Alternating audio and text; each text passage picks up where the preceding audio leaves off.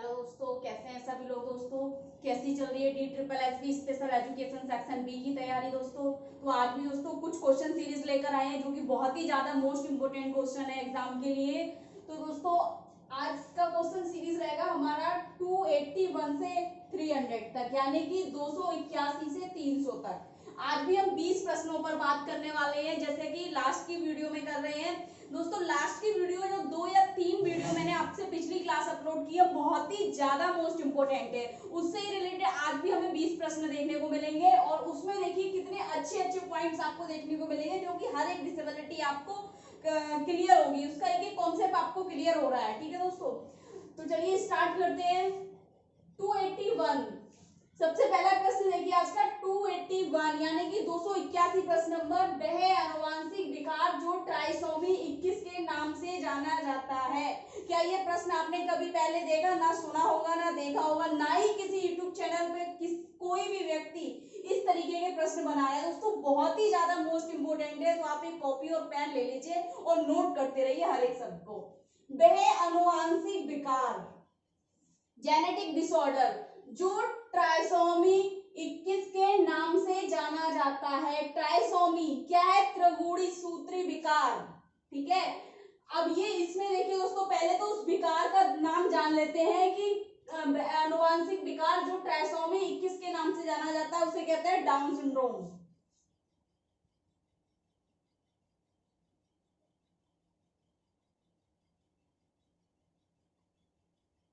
ठीक है, down syndrome. दोस्तों अब तक हमने बहुत सारी चीजें पढ़ी इसके बारे में, डाउन सिंड्रोम के बारे में जाना। इस प्रकार के क्वेश्चन से आपने कभी नहीं जाना होगा। अब क्वेश्चन इसमें एक और तरीके से बन सकता है, आ सकता है त्रिगुण सूत्री असामान्यता क्या है। ट्राइसोमी जिसे हिंदी में हम बोलेंगे त्रिगुणी सूत्री असामान्यता क्या है, तब आप बता देना डाउन सिंड्रोम। ठीक है, या डाउन सिंड्रोम लिखा होगा, डाउन सिंड्रोम के मतलब डाउन सिंड्रोम करके इस तरीके से क्वेश्चन आएगा, और क्वेश्चन आ सकता है डाउन सिंड्रोम से संबंधित या डाउन सिंड्रोम जिससे संबंधित है। तो उसमें ऑप्शन आ सकता है ट्राइसोमी 21वें गुणसूत्र इस तरीके से आ सकता है, या त्रिगुणसूत्री असामान्यता है इस तरीके से आ सकता है। तो आप ये शब्द जो है मैं जो बता रही हूँ आपको नोट कर लीजिए, त्रिगुणसूत्री और ट्राइसोमी 21 के नाम से जाने वाला आनुवंशिक विकार। ठीक है, तो डाउन सिंड्रोम है। नेक्स्ट देखिए दोस्तों 282 आहार में आयोडीन की कमी से होने वाला असामान्य स्थिति कौन सी है। यानी कि आहार में आयोडीन की कमी से होने वाली असामान्य स्थिति क्या है, जिसके कारण थायराइडिज्म होता है, जो कहलाता है क्रिटिनिज्म। क्रिटिनिज्म बौनापन का एक कारण है आहार में आयोडीन की कमी होना। ठीक है दोस्तों, नेक्स्ट देखिए दोस्तों 283 ऑटिज्म के लक्षणों को किस आयु में पहचाना जा सकता है। देखिए दोस्तों ऑटिज्म क्या है? ऑटिज्म एक विकासात्मक अक्षमता है, जो कि विकास के जैसे ही हमारा मस्तिष्क या बौद्धिक क्षमता मान सकते हैं हम, तो विकासात्मक अक्षमता है जैसे बच्चे का विकास होना शुरू होता है। ठीक है, जैसे अगर हम बात करें तो 3 वर्ष में, जब बच्चे का 3 वर्ष में जिसमें भाषा विकास और सामाजिक विकास बहुत अच्छे से होता है, संज्ञानात्मक विकास, तो उसी समय इन लक्षणों को पहचाना जा सकता है। इसमें क्या है, जिसमें बच्चा क्या है दोस्तों, उसके विकास के कुछ पक्ष, जैसे हम बात करें संप्रेक्षण विकास, ठीक है, भाषा विकास आ गया, संज्ञानात्मक विकास आ गया, तो इन या व्यवहारात्मक विकास, ठीक है, व्यवहार पर प्रभाव पड़ता है। ठीक है, ऑटिज्म के लक्षणों को किस आयु में पहचाना जा सकता है, तो ऑटिज्म के लक्षणों को 3 वर्ष की आयु में पहचाना जा सकता है, वर्ष की आयु में। अब एक चीज और, ये क्वेश्चन इस तरीके से भी पूछा जा सकता है कि ऑटिज्म के लक्षण किस आयु में दिखने लगते हैं, क्योंकि क्या है ना, जब ऑटिस्टिक एक ऐसी कंडीशन है जो जन्म से पता नहीं चल सकती, ना ही आप जन्म से पूर्व चाहे वो कोई भी हो। लेकिन इसके अलावा अगर और डिसेबिलिटी की हम बात करें, फिजिकल डिसेबिलिटी हो गई, हम देख सकते हैं मतलब प्रेगनेंसी के टाइम में हमें पता चल सकता है, डाउन सिंड्रोम पता चल सकता है, सेरेब्रल पालिसी पता चल सकता है, विजुअल इम्पेयर्ड को भी हम देख सकते हैं, और हेयरिंग इम्पेयर्ड के बारे में भी जान सकते हैं। ठीक है। लेकिन अगर हम बात करें ऑटिस्टिक, ऑटिस्टिक एक ऐसी कंडीशन है दोस्तों, एक ऐसी स्थिति है जो कि जब बच्चा 3 वर्ष का हो जाता है तब हमें पता चलता है, उसके लक्षण हमें 3 वर्ष में दिखने स्टार्ट हो जाते हैं। उससे पूर्व किसी प्रकार का कोई लक्षण ऑटिस्टिक बच्चों का नहीं दिखता है, ठीक है।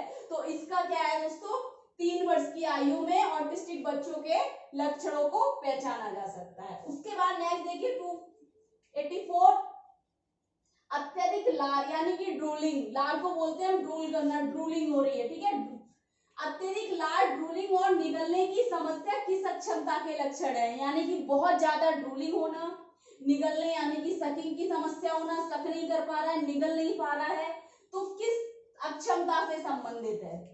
ड्रूलिंग देखिए दोस्तों, ये किस अक्षमता से संबंधित है, ये है सीपी से, सेरेब्रल पालिसी, ठीक है। प्रमस्तिष्क पश्चाघात या प्रमस्तिष्क अंगघात, एक चीज ध्यान रखो, उसमें उन्होंने लक्षण कह दिया तो सीपी का, अगर ये लक्षण नहीं बोलता तो ये शारीरिक अक्षमता का एक प्रकार है जिसे सेरेब्रल पालिसी कहा गया है, ठीक है। लेकिन हमें अगर हम बात करें अगर शारीरिक अक्षमता, क्योंकि किसी दोस्तों के मन में ये आ रहा होगा कि शारीरिक अक्षमता क्यों नहीं कर सकते, सीपी का एक प्रकार शारीरिक अक्षमता है, ठीक है। तो हमें स्पेसिफिक उसने लक्षण जब हमें बताया है अत्यधिक लार और ड्रूलिंग निगलने की समस्या, तो सीपी बच्चों में होती है, ठीक है। जो सेरेब्रल प्रमस्तिष्क पश्चाघात, जिसमें क्या है ड्रूलिंग मतलब कंट्रोल, उनका नियंत्रण नहीं रहता है, रिफ्लेक्सेस बने नहीं होते हैं, तो उसमें क्या होता है दोस्तों, निगलने में समस्या होती है, उनको चबाने में समस्या होती है, ठीक है। और लार क्या है, हमेशा टपकती रहती है उनकी, ठीक। तो ये सीपी बच्चों का है। अगर हम यहाँ पर शारीरिक अक्षमता इसलिए नहीं कर सकते, अगर पोलियो से ग्रस्त व्यक्ति की ड्रूलिंग नहीं होती है, हमने बहुत कम, मतलब मैंने तो आज तक नहीं देखी, ठीक है। और भी मस्कुलर डिस्ट्रॉफी हो गया, ठीक है, स्पाइना बाइफिडा हो गया, या फिर और भी हमारी फिजिकल डिसेबिलिटी है जिसमें ड्रूलिंग जैसी समस्याएं नहीं होती है, लेकिन सेरेब्रल पालिसी में क्या है, ड्रूलिंग जैसी समस्याएं होती है उसमें, ठीक है, निगलने और सकने जैसी। उसके बाद नेक्स्ट देखिए 255 सॉरी, पीडीडी का विस्तार क्या है, पीडीडी क्या है। एक चीज और, पीडीडी में मैं आपको बताऊंगी, पहले इसका एक्सप्लेन क्या है। देखिए पीडीडी का है progressive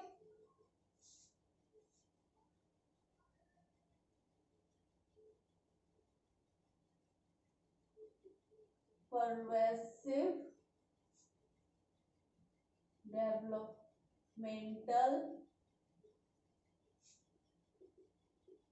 disorder, pervasive developmental disorder, ठीक है। ये क्या है दोस्तों, ऑटिस्टिक यानी कि ऑटिज्म का एक प्रकार है जिसे परवेसिव डेवलपमेंटल डिसऑर्डर कहते हैं, ठीक है, ये एक प्रकार है। अब इसमें देखिए दोस्तों, अगर हमने इस प्रकार को पढ़ा है ना, तो पीडीडी को ऐसे नहीं पढ़ा है, हमने पढ़ा है PDDNOS, ये पढ़ा है, ये प्रकार है ऑटिज्म का पूरा, ठीक है। Pervasive developmental disorder not otherwise specified, इस तरीके से हमने पढ़ा है ना। लेकिन अगर आपको शॉर्ट फॉर्म आएगा तो इतना ही आएगा, इतना नहीं आएगा, ठीक है। अगर इतना आता है तो इसके आगे का एक्सप्लेन आपको पता है, नॉट अदरवाइज स्पेसिफाइड, ठीक है। तो पीडीडी का जो पूरा है ये है। अब हो सकता है ऑटिज्म का एक प्रकार आपसे आ जाए, ऑटिज्म का प्रकार है, तो आप इस पर लगाकर नहीं आएंगे अगर ऑप्शन में आपको PDDNOS होगा, ठीक है। तो आप हमेशा ध्यान में पूरा हमने बताना है, तो PDDNOS पूरा बताएंगे उसका प्रकार, ठीक है।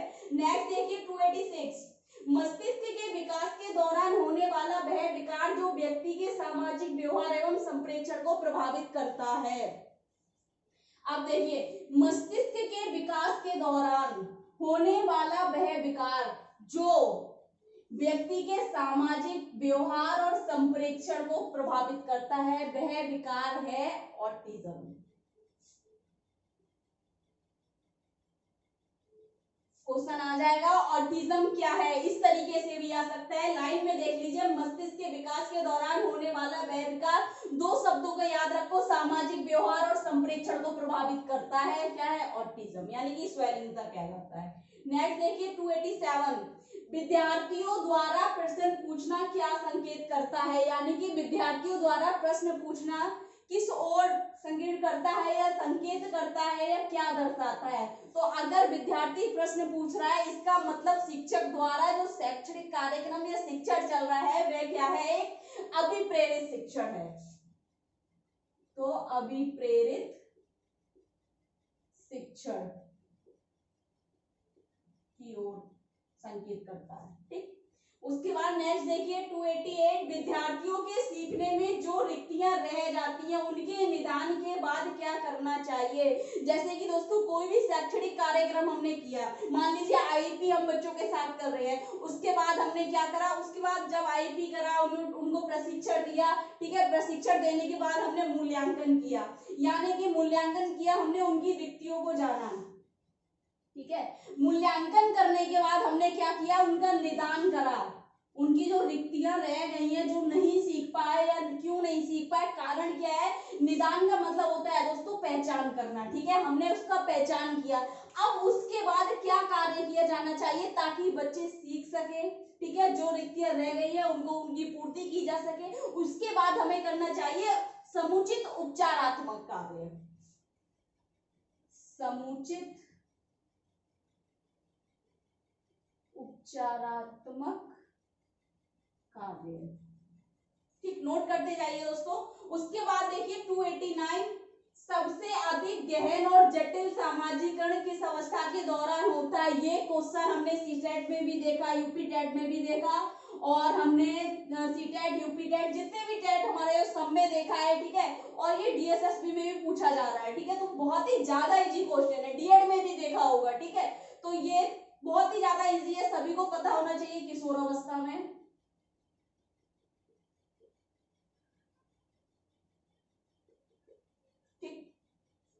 नेक्स्ट 290 शिक्षा के संदर्भ में सामाजिकरण से क्या तात्पर्य है, यानी कि शिक्षा के संदर्भ में सामाजिकरण का तात्पर्य क्या है, यानी कि अगर हम सामाजिकरण किसी बच्चे को बता रहे हैं तो उसके अंदर सामाजिकरण कैसे आ सकता है, या उसके संदर्भ में किस प्रकार से सिखा सकते हैं। तो क्वेश्चन ने पूछा है शिक्षा के संदर्भ में सामाजिकरण का क्या तात्पर्य है, तो वह तात्पर्य है सामाजिक, नोट करते जाइए आप, सामाजिक वातावरण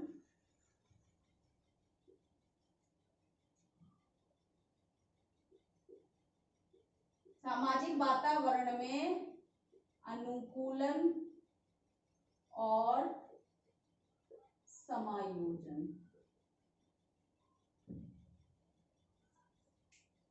तो शिक्षा के संदर्भ में सामाजिकरण से तात्पर्य यह है कि सामाजिक वातावरण में अनुकूलन और समायोजन से, यानी कि अनुकूलन का मतलब है उसमें अनुकूलित हो जाना। अनुकूलित का अर्थ क्या है, अनुकूलित का मतलब है दोस्तों किसी भी स्थिति के अनुसार समायोजन, या समाधान करना या संतुलन बनाना, ठीक है, परिवर्तित हो जाना उसमें उसके अनुसार। तो क्या है, समाज के वातावरण में अनुकूलित और समायोजन हो जाना। उसके बाद देखिए 291 समाज में समायोजित होना कौन सी प्रक्रिया कहलाती है। अभी हमने देखिए जस्ट यही क्वेश्चन किया था, ठीक है, अगर इसको एक शब्द में इस तरीके से भी क्वेश्चन पूछा जा सकता है कि समाज में समायोजित होना कौन सी प्रक्रिया है, सामाजिकरण की प्रक्रिया, सामाजिकरण। पूरा कर देते हैं, नोट कर लीजिए आप भी, प्रक्रिया, ठीक है, सामाजिकरण की प्रक्रिया। 292 यदि कोई परीक्षण किसी विषय में दक्षता स्तर की उपलब्धि का मापन करता है, यानी कि कोई भी परीक्षण किसी विषय के दक्षता स्तर का मापन कर रहा है, ठीक है, टेस्ट कर रहा है, वह परीक्षण क्या कहलाएगा, या वह परीक्षण है, ठीक है, तो क्या है वह, मानक संदर्भित परीक्षण कहलाएगा दोस्तों, ठीक है, मतलब मानक संदर्भित परीक्षण। इसको अगर मैं आपको इंग्लिश में बता दूं, समझ नहीं आ रहा है, तो है नॉर्म रेफरेंस्ड टेस्ट, ठीक, नोट कर लीजिए। नेक्स्ट देखिए दोस्तों 293 कौन सा शिक्षण प्राथमिक अवस्था में अनियमित वर्तनी को नियंत्रित करता है। तो कौन सा शिक्षण प्रणाली भी बोल सकते हैं, शिक्षण प्रक्रिया भी बोल सकते हैं, इसमें किसी भी तरीके से ये प्रश्न पूछा जा सकता है कि प्राथमिक अवस्था में यानी कि प्राइमरी स्टेज पर अनियमित वर्तनी को नियंत्रित करता है, तो कौन सी टीचिंग है हमारी,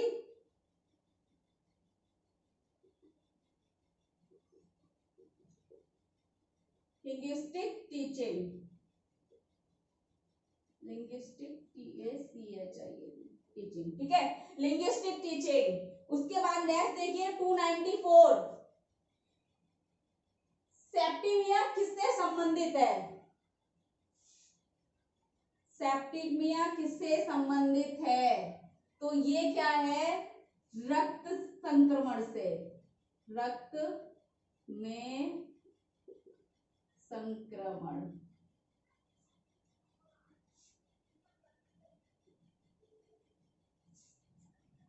रक्त में संक्रमण स्थिति, यह इस तरीके से क्वेश्चन आ सकता है, रक्त में संक्रमण स्थिति से संबंधित क्या है?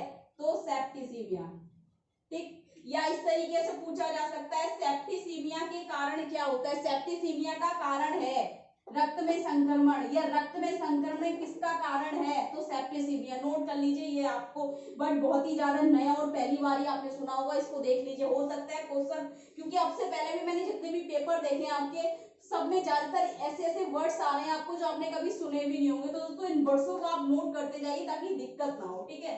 नेक्स्ट देखिए 295, अवरोध श्रमति, ठीक है। इम्पीडेंस ऑडोमेट्री को किस नाम से जाना जाता है? यानी कि अवरोध श्रमति जो है, इम्पीडेंस ऑडोमेट्री को किस नाम से जाना जाता है? ठीक है, या इसका अन्य नाम क्या है? तो अन्य नाम है इसका दोस्तों टाइपेनोमेट्री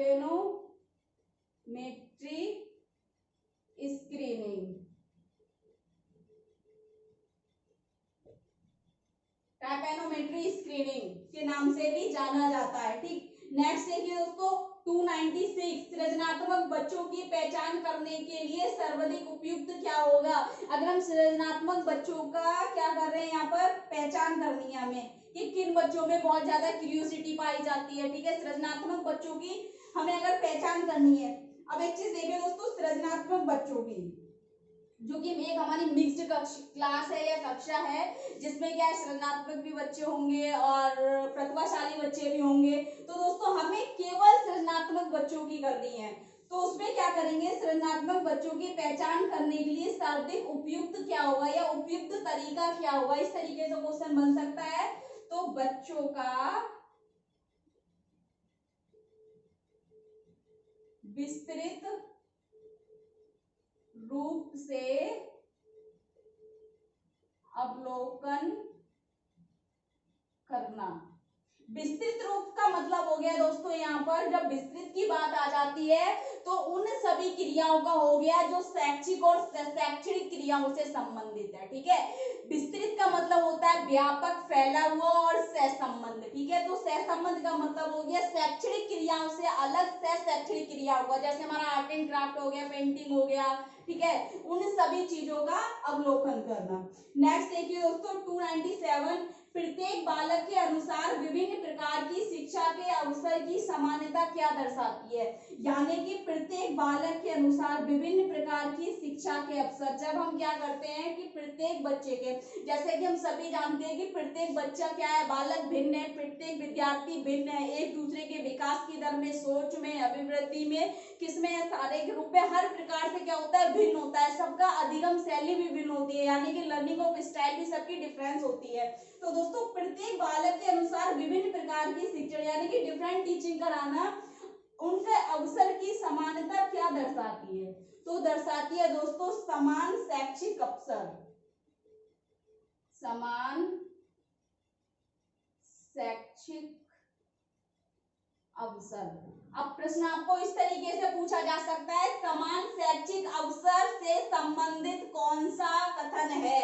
तो उसमें कथन आप याद रखना, प्रत्येक बालक के अनुसार विभिन्न प्रकार की शिक्षा के अवसर की समानता देना, ठीक है, यह समानता होना, समानता पाई जाना। तो दोस्तों इसको आप नोट कर लीजिए पूरे लाइन को लिखते हुए, और इसको क्वेश्चन इस तरीके से भी पूछ सकते हैं और ऐसे भी पूछ सकते हैं, ठीक। नेक्स्ट देखिए दोस्तों 298, कौन सी शिक्षा समस्या समाधान और आलोचनात्मक चिंतन पर अधिक बल देती है? अब तक हमने सौंदर्य को जिसने अधिक बल दिया था, आदर्शवाद था, अब इसमें कह रहे हैं कौन सी शिक्षा समस्या समाधान आलोचनात्मक चिंतन पर अधिक बल देती है? तो वह शिक्षा है प्रगतिशील शिक्षा, प्रगतिशील, प्रगतिवादी, प्रगतिवादी शिक्षा, नहीं आएगा प्रगतिवादी शिक्षा, ठीक। उसके बाद देखिए नेक्स्ट 299 SPMS का विस्तार। अभी हमने लास्ट की क्लास में किया था PPMS का, ठीक है, तो वो था प्राइमरी प्रोग्रेसिव मल्टीपल स्क्लेरोसिस। अब इसमें हमने क्या है, ये क्या है दोस्तों, हीमोफीलिया का, सॉरी मल्टीपल स्क्लेरोसिस का एक टाइप है, ठीक है, जो बहुविध ऊतक दीर्घन एक प्रकार की दिव्यांगता है, उसका एक प्रकार है जिसको शॉर्ट में पूछा गया है। इसका विस्तार क्या है, तो इसका है दोस्तों सेकेंडरी प्रोग्रेसिव मल्टीपल स्क्लेरोसिस, ठीक है, यानी कि द्वितीय प्रगतिशील बहुविध ऊतक दीर्घन, ठीक है, इसका पूरा ये हो गया, हिंदी में लिख लीजिए द्वितीय प्रगतिशील बहुविध ऊतक दीर्घन, यानी कि सेकेंडरी प्रोग्रेसिव मल्टीपल स्क्लेरोसिस, ठीक। नेक्स्ट देखिए दोस्तों क्वेश्चन नंबर 300, देखिए तक के कारक 9 के प्रोटीन की किससे संबंधित है, प्रोटीन की कमी, या क्वेश्चन इस तरीके से, प्रोटीन की कमी किससे संबंधित है, यानी कि तक के कारक, जो क्लाउडिंग फैक्टर हमने हीमोफीलिया में पढ़ा था, उसमें पढ़ा था हमने हीमोफीलिया जो है उसमें क्लाउडिंग फैक्टर की कमी से, यानी कि रक्त के तक के कारक की कमी से रक्तस्राव होता रहता है, उस कंडीशन को हीमोफीलिया कहते हैं, ठीक है। तो जो तक के कारक यानी कि क्लाउडिंग फैक्टर नंबर 9 जो है, क्योंकि ये कारक 13 प्रकार के होते हैं, तो क्लाउडिंग फैक्टर प्रोटीन की कमी 13 नंबर का जो कारक है, फैक्टर नंबर 9 जो है, उसकी कमी से कौन सा या क्या संबंधित है, या कौन सा विकार, तो दोस्तों हीमोफीलिया बी, हीमोफीलिया बी। और ये क्या है दोस्तों, हीमोफीलिया का एक टाइप है, हीमोफीलिया 3 टाइप है उसके, haemophilia A, haemophilia B, haemophilia C. तो हीमोफीलिया ए होता है दोस्तों, हीमोफीलिया ए होता है 8 की कमी से, फैक्टर नंबर 8 की कमी से, और बी होता है फैक्टर नंबर 9 की कमी से, और सी होता है फैक्टर नंबर 11 की कमी से। ये भी नोट कर लीजिए, आ सकता है क्वेश्चन आपको, ठीक है, 11 की कमी से फैक्टर नंबर सी जो है 9 की कमी से होता है, ठीक। तो ये इसका हीमोफीलिया का एक प्रकार है, 3 प्रकार है इसके, हीमोफीलिया ए और बी सी, जिसमें अलग अलग प्रोटीन के तक के कारक कमी के द्वारा होता है। तो दोस्तों आज भी हमने 20 प्रश्न किए हैं, बहुत ही ज्यादा मोस्ट इंपोर्टेंट है एग्जाम के लिए, आप नोट कर लीजिए, स्क्रीनशॉट लेना चाहते हैं स्क्रीनशॉट ले लीजिए।